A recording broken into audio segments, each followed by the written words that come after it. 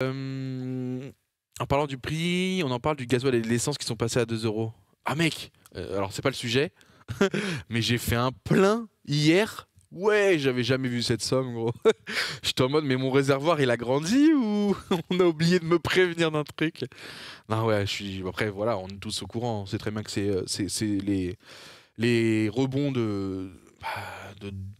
du conflit, quoi. Du conflit russe-ukrainien. Donc relou, ouais. Relou. Relou, mais qu'est-ce que vous voulez que je vous dise? On va pas se plaindre, nous. Hein. Enfin, on est impacté que comme ça pour le moment. Donc les frères, je pense qu'on est les derniers à plaindre. Mais c'est sûr que ça vient toucher tous les petits budgets. Et j'avoue que même moi, quand j'ai mis le plein, alors que je vous le dis, on travaille, on est un peu à l'aise financièrement, ça m'a fait tilt, tu vois. Ça m'a fait, je fais, wesh. Il a beau dos le conflit. Bah c'est pas qu'il a bon dos, mais enfin après on n'est pas, je suis pas en mode, j'essaye pas de créer un truc du complot, hein, une théorie du complot, mais ça me paraît quand même cohérent, quoi. Ça me paraît cohérent. Euh... T'es blindé de Dogby, fais pas genre ça te touche MDR, team pauvre. Je vous en ai parlé, alors après déjà blindé, c'est un bien grand mot mon frérot, mais merci de croire ça. Mais au-delà de ça, team pauvre déjà c'est aussi une philosophie, c'est-à-dire que il y en a beaucoup qui sont comme ça, je crois que Billy, je l'ai entendu parler de ça aussi il y a pas longtemps, mais t'es très comme ça en fait, quand t'as appris à pas dépenser, à rien utiliser, frérot, si je te donne le prix de mon outfit, tu vas te dire mais il est blindé ce mec. J'ai un jogging, il doit coûter 8 euros à Primark. Mon t-shirt, je l'ai pris sur Amazon dans un lot de 30 frérots. Ça doit valoir 2 euros pièce, 3 euros pièce, parce que je fais quand même attention à pas prendre non plus. Bon, je taquine en disant 3 euros, mais c'est pas incroyable. Et la chemise, bon, elle paraît stylée, mais elle m'a coûté 8 euros en Turquie, quoi. Donc, tu vois ce que je veux dire? Et tu vas me dire, mais Doig, tu pourrais t'habiller en Prada, un truc. Je sais pas comment dire. Déjà, c'est pas ce qui m'intéresse principalement. C'est pas là où j'ai envie d'investir mon temps, mon énergie, ma passion, etc., mon argent, etc. Je préfère créer des projets, monter des studios, des locaux qui vont pouvoir permettre à des plus jeunes de réaliser leurs projets, leurs rêves, comme j'ai pu le faire aussi, tu vois. Donc, j'arrive comme ça à me faire mon petit trou, mais c'est dans la tête. C'est-à-dire que quand tu payes ton plein 40 euros max à chaque fois, ouais, le jour où il est à 60, t'es en mode, enfin, ça choque. Oui, ça choque. Que tu sois bien, pas bien financièrement, c'est choquant. Après, je suis pas là, je suis pas parti de la pompe à essence en disant putain, je vais aller sur un rond-point et mettre un gilet jaune. Tu vois ce que je veux dire? Je suis pas démago non plus. Mais je me suis quand même fait la constatation en me disant ah ouais, quand même. Et surtout, mais moi, je suis très empathique et je me dis mais putain, il y en a qui doivent galérer fort, tu vois. Et ça, ça, tu peux pas te l'enlever si t'as de l'empathie pour les gens. Sinon, je pense que mon métier, si j'arrive à le faire de cette manière-là, c'est grâce à l'empathie.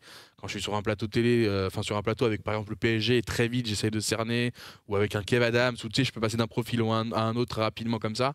C'est que de base, je fais preuve d'empathie, j'arrive à ressentir ce que le mec ressent et j'arrive à le mettre bien à l'aise, etc., le lancer sur des sujets qui vont plutôt le mettre en confiance quand je le sens, etc. Donc du coup, bah, pareil, tu vois, dès que j'ai conscience d'un truc comme ça, forcément, je pense aussi aux autres. Je pense pas qu'à moi, tu vois. Donc oui, j'étais choqué. J'étais choqué. J'ai fait 60 balles le plein. Moi, je dis, j'ai une voiture, elle a 4 chevaux. Franchement, c'est une 25 litres, 30 litres. C'est vraiment la petite citadine parisienne, tu vois, vraiment. Je suis pas en Range Rover, je suis pas en. J'ai pas une caisse, je voulais que je vous la montre ma caisse, de toute façon elle est connue ma caisse, hein. On s'est assez foutu de ma gueule dans ce monde, hein. Mais pour dire, ça m'a trauma, quoi. Ah, pas ça m'a trauma, j'abuse un peu, mais j'ai marqué.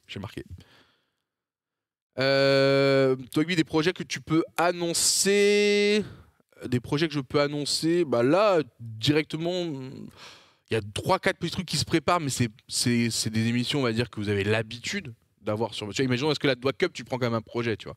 Ou est-ce que maintenant c'est devenu un peu plus commun? Parce qu'il y a quelques jours, on a fait une Doig Cup et j'ai du mal maintenant à vous vendre ça comme des gros projets innovants, alors que maintenant, c'est des choses qui sont devenues peut-être habituelles pour vous. Est-ce que tu es transparent au niveau salaire ou tu gardes une intimité? Alors ça, c'est la vraie fausse question. C'est-à-dire que je pourrais te lâcher le petit truc vraiment classique, giga démago. Oui, je me paye 1800 par mois avec ma boîte, etc. Mais ça serait te cacher bah, tout le patrimoine que tu arrives à monter en même temps, les dividendes que tu peux te verser si tu fais une bonne année, etc., etc., etc. Donc en fait, il faut vraiment faire attention et c'est pour ça que le sujet, en fait, le problème c'est la France et c'est pas moi. Moi, si vous voulez qu'on en parle, j'en parle très ouvertement parce que je sais d'où je viens, je sais ce que j'ai fait pour en arriver là et je sais où j'en suis et je sais que je peux aller encore plus loin. Donc j'arrive pas à me satisfaire de ce que j'ai aujourd'hui et j'essaye toujours d'être encore plus ambitieux. Et ça fait aussi partie de l'entrepreneuriat. Mais plutôt que de vous vendre le faux message que tout le monde te fait, qu'en fait, bah, ils jouent sur le fait que certains sont naïfs et comprennent pas comment marche réellement quand tu es chef d'entreprise, une entité et la manière dont tu gères justement ton cash, quoi. J'allais dire ta trésorerie plutôt, c'est quand même plus adéquat. Bah, vous allez tomber dans le piège. Après, le problème, c'est qu'en France, dès que tu parles un peu, si les gens n'ont pas le contexte, le background, etc., ça va juger que sur le clip, tu vois, ça qui est chiant.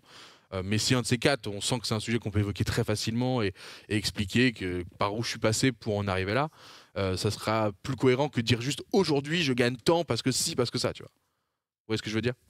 Donc ne tombez pas dans le piège quand vous entendez vos streamers ou youtubeurs ou tiktokers préférés vous dire oui, vous savez, moi je me paye que 1 800 € avec ma boîte. Oui, oui, enfin voilà. Allez regarder un peu les comptes et vous verrez d'autres choses, tu vois. Mais ce qui est normal aussi, c'est parce qu'ils veulent pas choquer leur audience. Et avant, il y avait beaucoup de flou là-dessus. Maintenant, les gens sont quand même plus informés. Moi, il y a un truc qui me dérange beaucoup, mais c'est vraiment pas le sujet, surtout pas aujourd'hui. Mais c'est la manière dont il y a les récoltes de dons sur TikTok. Ça, c'est vraiment parce que c'est un sujet qui me parle parce qu'on est passé par là sur Twitch. Où vous rappelez-vous, hein, au tout début du live game, il y avait ces récoltes de dons qui existaient. Où on demandait justement des dons pour du coup nous accompagner dans notre évolution, etc. Mais c'était très différent, c'était pas, enfin c'était très différent. C'était très très différent. Et en ces cas, j'aimerais bien qu'on en parle de ce sujet-là parce qu'en fait, il passe par des travers que certains ont essayé d'abuse sur Twitch, mais les gens qui étaient installés sur Twitch ont vite cramé ça et on les a vite affichés. Je sais pas si vous voyez ce que je veux dire. Zach a fait une vidéo sur le sujet. Ah, ça m'intéresse de fou. Parce qu'en fait, du coup, il y a plein de enfin, je sais pas comment vous dire, mais c'est une sorte de manipulation de masse. Il y a plein de techniques qui peuvent amener les gens, même sur un live Twitch, à faire plus de donations qu'à la normale. Je sais pas si vous voyez ce que je veux dire. Je te dis une bêtise. Imagine sur mon live du lundi, habituellement, je fais 50 € de donations. Bon, vous savez ici, les donations, on a été le premier streamer à les enlever. Dès que j'ai pu vivre grâce à vous, proprement, tranquillement avec les collaborations que je fais, le travail que je fournis, etc. J'avais enlevé les dons. C'était il y a 3 à 4 ans. C'est pour ça que je suis très à l'aise avec le sujet. J'étais l'un des premiers, je crois même le premier en France à l'enlever totalement de ma chaîne. Pour ceux qui étaient là à l'époque, vous vous en rappelez. Mais c'est parce que je disais qu'à l'époque, les mecs se gavaient. On était bien dans le game et justement, le mec qui prenait des dons, c'était pour se mettre encore plus bien que bien. Bon, ça, peu importe, ça regarde les autres. Mais ils n'utilisaient pas ces techniques qu'ils utilisent actuellement sur TikTok où c'est très détourné, quoi. C'est très détourné, c'est-à-dire qu'ils sont en mode oh je veux combattre l'adversaire, oh ça serait trop bien que quelqu'un me paye le chapeau rouge, oh si tu vois il y a des trucs comme ça où tu joues sur l'effet de surprise alors qu'en fait t'es pas surpris, si ça juste pour inciter tu vas faire exprès de mettre quelqu'un un peu plus en avant parce que tu sais que lui a plus tendance à te donner, enfin des petits trucs comme ça qu'ils utilisent full sur TikTok, c'est abusé et vraiment et le problème c'est que sur TikTok ça se voit que c'est les mecs viennent faire ça sur Twitch, ils sont morts, vraiment. Les mecs viennent faire ça sur Twitch, c'est pas la même audience. Ils vont se prendre des insultes, mon gars. C'est sur Twitter le soir même. C'est sûr.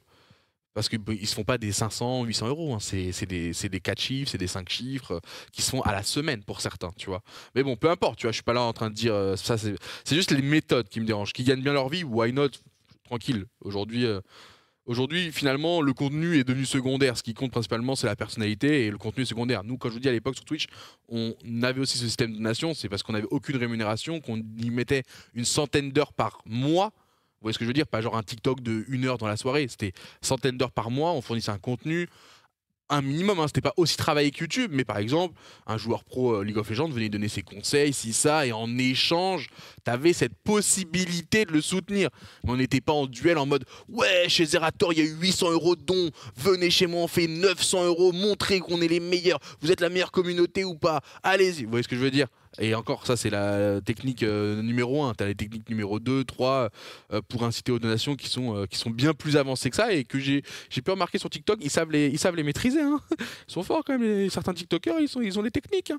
Et donc, des trucs que nous, on s'est toujours interdit sur Twitch ou limite même entre streamers, on se surveille. Tiens, on se le dit pas, mais on se regarde en mode hey, j'espère que tu fais pas de bail comme ça, tu vois.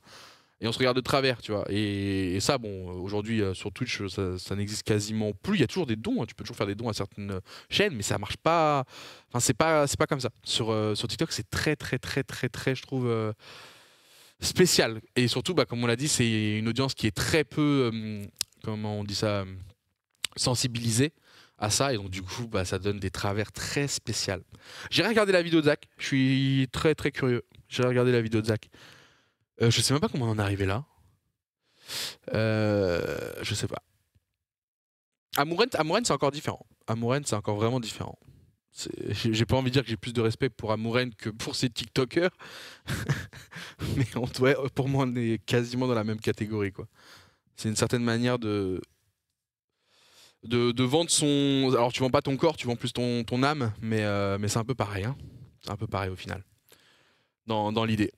Mais c'est vraiment un autre problème, tu vois. Je pense que je serais plus critique envers ces TikTokers-là qui viennent manipuler les consciences que sur Amouren qui vient plus jouer sur la détresse sexuelle de sa communauté. Tu vois, enfin, moi je dis les termes, les frérots, hein. C'est vraiment deux choses totalement distinctes. Même si, bien sûr, faut pas résumer Amouren qu'à ça. À mon avis, c'est aussi une créatrice de contenu incroyable qui fait des choses extraordinaires, bravo à elle. Mais vous voyez ce que je veux dire. C'est vraiment deux choses distinctes. Il y a une différence entre abuser des petits jeunes et jouer sur ça. Voilà. Elle vend des paix. Bah écoutez, au moins elle vend quelque chose de l'air. Non mais voilà, personne t'oblige à l'acheter, mais c'est du merchandising. C'est comme quelqu'un qui vend des lots de son bain, tu vois. C'est moins gênant parce que personne techniquement te force. Tu vois, y a pas une manipulation de l'esprit qui va t'amener à faire un acte.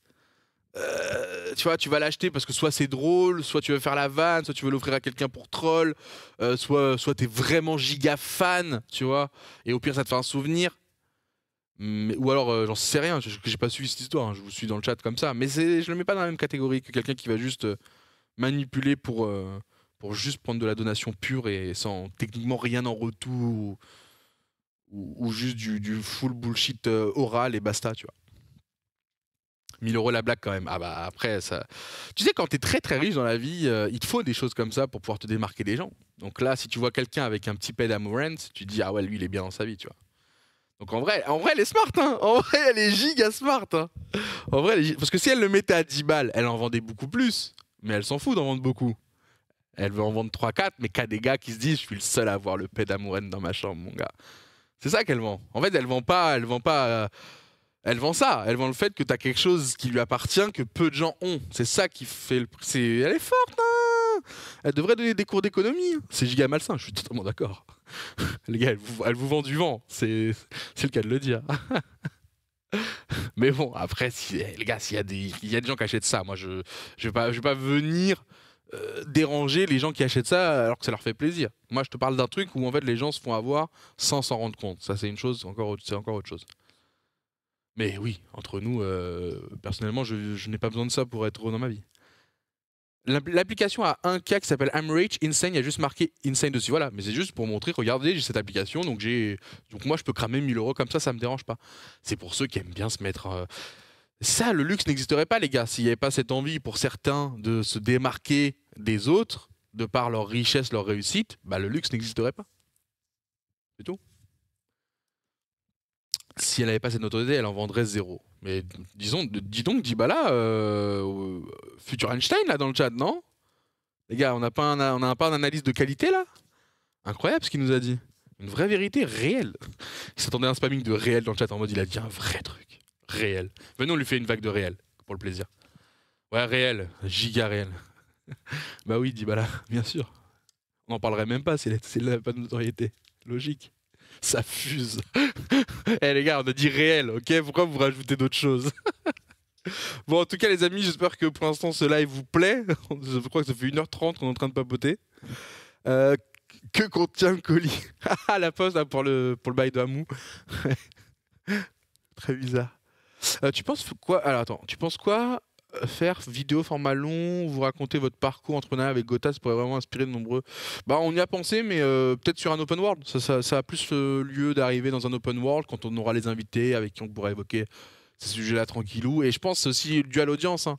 Faut que l'audience soit prête. On a eu, pour être honnête, il y a pas longtemps avec Gotha et Squeezie, on a beaucoup parlé de ce sujet, de la manière dont les streamers parfois cachaient le fait qu'ils soient très bien économiquement ou qu'ils jouent sur ce côté-là.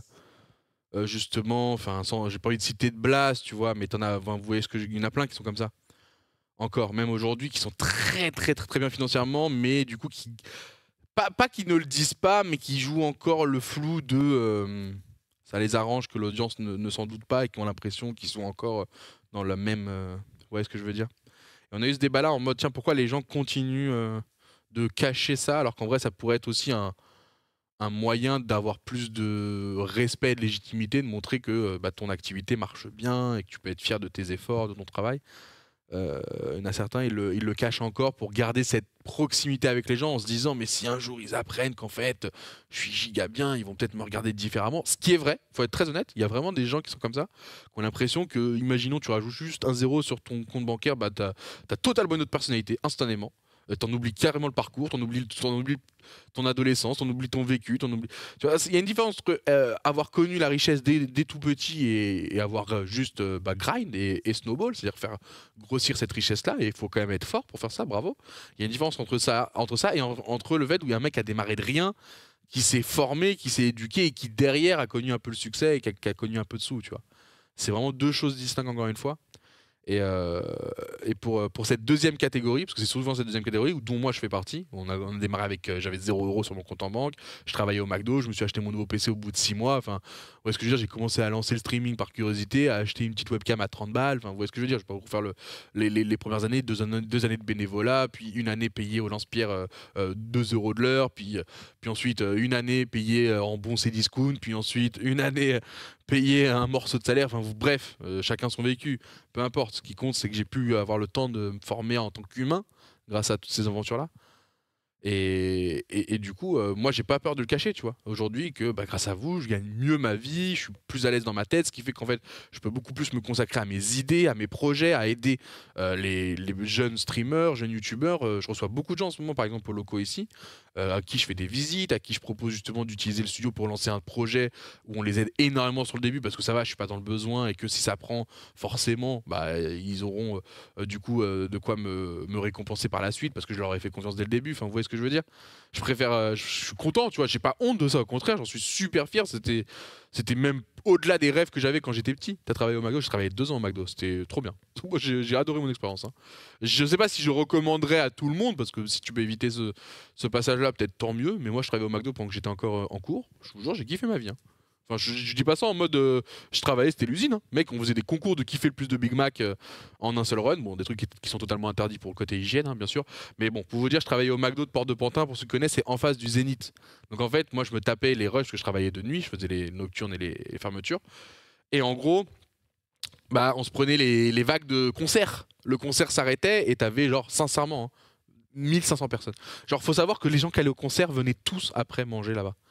Genre, j'ai l'impression que personne rentrait chez soi, quoi. C'était le passage obligatoire. Bon, en fait, c'était un parc, c'était le parc de la Villette, t'as le Zénith qui est dedans, et en gros, à la sortie du parc de la Villette, vers le métro, les transports, t'avais cette capacité de. Et donc, du coup, on se prenait des vagues, mon ref, mais 1500 d'un coup. C'est pas genre 50 personnes, 50. Non, c'est les 1500 d'un coup. Et en fait, plus tu vas vite, plus les gens abandonnent pas dans la queue, et plus tu faisais du chiffre. Donc là, à ce moment-là, frérot, il y avait plus de règles en cuisine. Je faisais 24 Big Mac en 1 minute. 24 en 1 minute.